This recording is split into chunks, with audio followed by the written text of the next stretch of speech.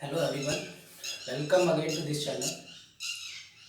Recently we are studying about laws of motion and most of the concepts of this chapter have been discussed. Today we are going to discuss a few topics related to laws of motion. तो हमारा सबसे पहला जो topic है वो है apparent wait in lift. Apparent wait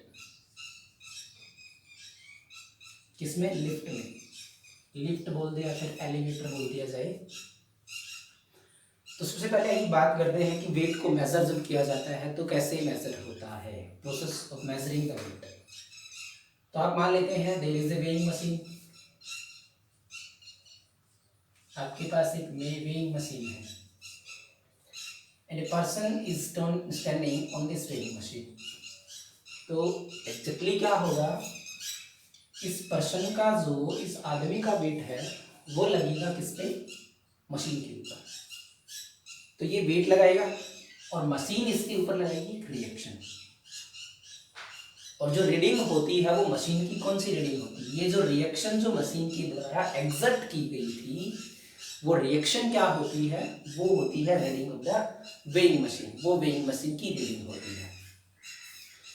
तो आप यदि किसी भी मशीन, तो वही चीज आपको रीड करके देगी जो रिएक्शन होगी and that is called apparent wait.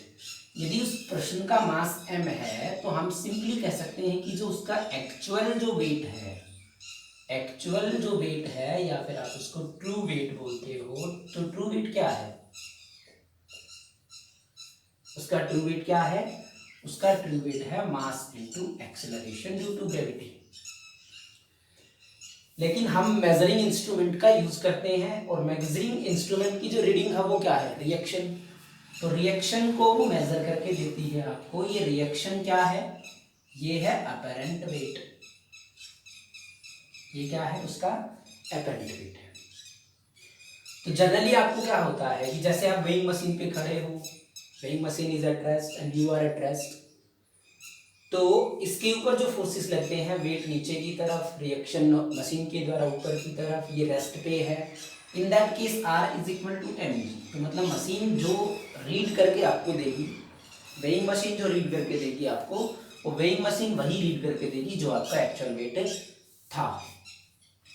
अब प्रश्न ये उठता है कि यदि हम किसी लिफ्ट या एलिवेटर के अंदर चले जाएं तो फिर क्या रीड करें. Okay, sorry for interruption, let's continue. तो जो हम बात कर रहे थे वो कर रहे थे कि भाई ट्रू वेट और अपरेंट वेट के बारे में.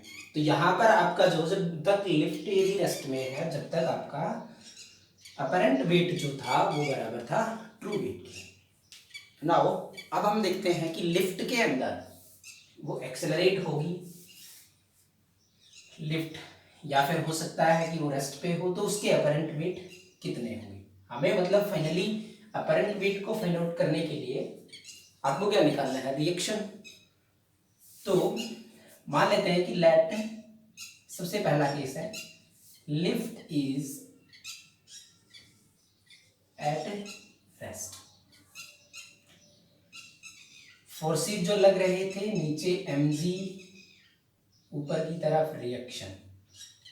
लिफ्ट रेस्ट पे तो आदमी भी किस पे है? रेस्ट पे है. तो इक्वेशन के हिसाब से क्या बना? r minus M G is equal to 0. Net force और r is equal to M G. मतलब in this case true weight जो है, ट्रू वेट वो बराबर होगा अपरेंट वेट के.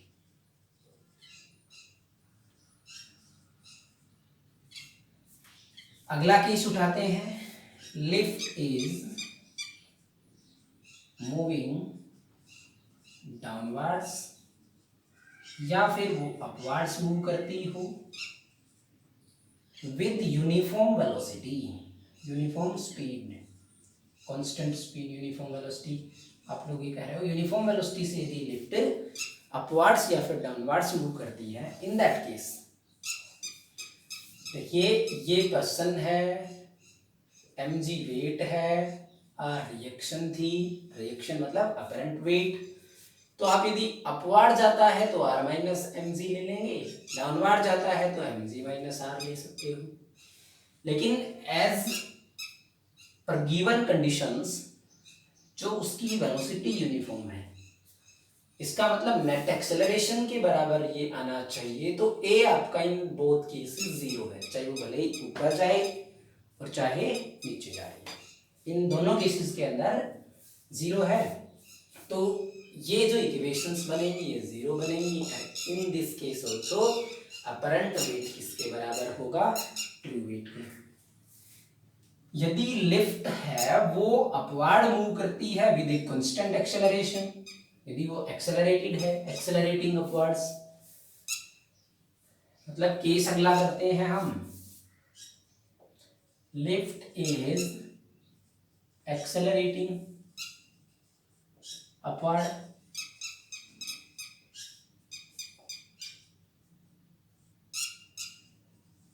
ये mg आया, ये r है।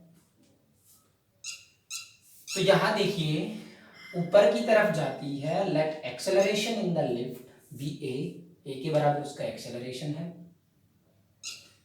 तो इस केस में क्या होगा, ऊपर जाता है तो r बड़ा, minus mg is equal to ma और r is equal to mg plus ma। ये ट्रू वेट था, लेकिन अब की बार उसमें कुछ जुड़ रहा है, तो मतलब जो अपरेंट वेट है वो ट्रू वेट से ज्यादा होगा। लिफ्ट अब की बार आपका वेट ज्यादा मेजर करके बताएगी। इन डाउनवर्ड्स, यदि लिफ्ट डाउनवर्ड जाती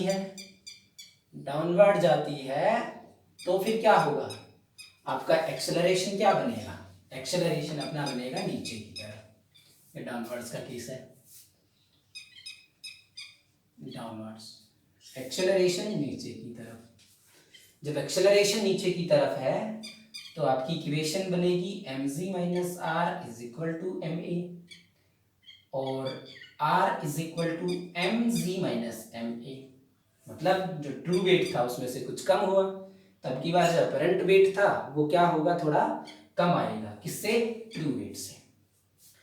कंडीशन ये आती है कि a is equals to z, यदि लिफ्ट के अंदर जो एक्सेलरेशन है उतना ही आदमी में है। यदि लिफ्ट के अंदर जो एक्सेलरेशन है वो एक्सेलरेशन ड्यू टू ग्रेविटी के बराबर हो, मतलब केस आ गया कि lift is freely falling, lift क्या हो, फ्रीली फॉलिंग हो, उस केस में a किसके बराबर? g के बराबर और r is equal to zero, मतलब अपरेंट वेट जीरो शो करेगी। मशीन की रीडिंग कितनी होगी? जीरो होगी। और आपका वो जो कंडीशन होगी वो वेटलेसनेस होगी, मतलब बॉडी जो होगी वो वेटलेस होगी। अब कहता है कि lift is moving upwards with an acceleration a is greater than, sorry downwards a is greater than g। यदि a ग्रेटर देन g इस एक्सेलरेशन से बॉडी जाती है, इन दैट केस r आपका नेगेटिव आएगा। पुट करिए वैल्यू, ये बड़ा ये छोटा, नेगेटिव आएगा। तो इसका मतलब the person will stick to the, देखिए लिफ्ट ज्यादा तेजी से नीचे गिरेगी, जैसे ही लिफ्ट नीचे गिरेगी तो आदमी के अंदर एक्सेलरेशन रहेगा, वो एक्सेलरेशन ड्यू टू ग्रेविटी से ज्यादा नहीं होगा। इस केस में लिफ्ट ज्यादा तेजी से नीचे जाएगी, आदमी धीरे जाएगा, तो धीरे धीरे आदमी जो लिफ्ट है वो ज्यादा आगे निकलती जाएगी और आदमी जो है वो चिपक जाएगा किससे? छत से, लिफ्ट की छत से। तो कुछ इसके लॉज ऑफ मोशन के मोस्ट कॉन्सेप्ट हमारे हो चुके हैं, छोटी छोटी बातें हैं उसको और कर लेते हैं हम। जैसे आपका रॉकेट प्रॉब्लम है वो भी लीनियर मोमेंटम कंजर्वेशन प्रिंसिपल के ऊपर है, सेकंड लॉ के ऊपर, ये छूट गए थे बीच में टॉपिक। तो जैसे न्यूटन सेकंड लॉ होती है उसको रियल लॉ बोलते हैं, सेकंड लॉ को रियल लॉ बोला जाता है, क्योंकि फर्स्ट लॉ और थर्ड लॉ जो थी and third law both can be obtained from the real law, मतलब second law. Given that f is equal to, हमें गिवन नहीं है, ये सेकंड लॉ से पता चला। और if f is equal to zero, मतलब no external force, external force नहीं लगा, तो a is equal to zero और v minus u is equal to zero और v is equal to u। जितनी इनिशियल वेलोसिटी थी उतनी फाइनल होगी। यदि जीरो थी तो दोनों जीरो, यदि ये 10 मीटर पर सेकंड थी तो अब भी 10 मीटर पर सेकंड है। तो मतलब न्यूटन्स फर्स्ट लॉ की बात आ गई कि नहीं आ गई, कि जब तक यदि फोर्स जीरो है किसी बॉडी पे तो वो अपनी स्टेट को नहीं बदलेगी। वो जीरो वेलोसिटी थी, रेस्ट पे थी, रेस्ट पे रहेगी, जीरो वेलोसिटी रहेगी। 10 मीटर कांस्टेंट स्पीड से जा रही थी, वो कांस्टेंट स्पीड से जाएगी आपको रेस्ट में लाने के लिए। यदि फोर्स नहीं है तो रेस्ट में नहीं आएगी अपने आप। दूसरी बात ये है, according to the second law F A B, मान लेते हैं दो बॉडीज हैं, let them collide with each other. ये ए था, ये बी था। इसने जो था, बी ने इसके ऊपर फोर्स लगाया एफ ए बी, और इसने इसके ऊपर फोर्स लगाया F B A. F A B क्या है? Force on A. पीछे हमने कंजर्वेशन के अंदर सारी बातें ये बता चुके हैं हम। तो F force on A due to B, rate of change of linear momentum due to linear momentum of A. Similarly, FBA is equal to delta PB upon delta T. जब दोनों इक्वेशंस को जोड़ा तो FAB प्लस FBA, ये ले लिए इसलिए आप vector notations, delta PA plus delta PB और अपॉन डेल्टा T कॉमन लेके लिख रहा हूं। कंजर्वेशन प्रिंसिपल ये कहता है सिस्टम में दो ऑब्जेक्ट्स हैं और एक्सटर्नल फोर्स नहीं है, दोनों एक दूसरे के ऊपर इंटरनल फोर्सेस लगाते हैं। ए ने बी पे लगाया, बी ने ए पे लगाया, तो कंजर्वेशन प्रिंसिपल ये कहता है कि यदि एक्सटर्नल फोर्स जीरो है तो लीनियर मोमेंटम के अंदर चेंज भी जीरो होगा। आइसोलेटेड सिस्टम है तो ये total change in the system, individual linear momentum का चेंज। मैं ये नहीं कहता हूं कि ए के लीनियर मोमेंटम में चेंज जीरो होगा, सिस्टम के लीनियर मोमेंटम में चेंज जीरो होगा, और सिस्टम का linear momentum delta P A plus delta P है, change in linear momentum zero होगा। तो ये पूरी term zero, F A B plus F B A is equal to zero, F A B is equal to minus F A. ये कौन सी चीज आ गई है? Newton's third law. अब कंजर्वेशन प्रिंसिपल के ऊपर बेस्ड कुछ एक और भी चीजें थी, जैसे रिकॉइलिंग ऑफ गन है, कि जैसे हम गन को फायर करते हैं, बुलेट उससे निकलती है तो गन क्या करती है? रिकॉइल करती है। वो क्यों करती है? कि उसका रीज़न क्या है कि इनिशियली आपके सिस्टम में दो बॉडीज थी, एक गन थी, एक बुलेट थी। दोनों शुरू में आपने उसको लोड कर रखा है, गन को पकड़ा हुआ है।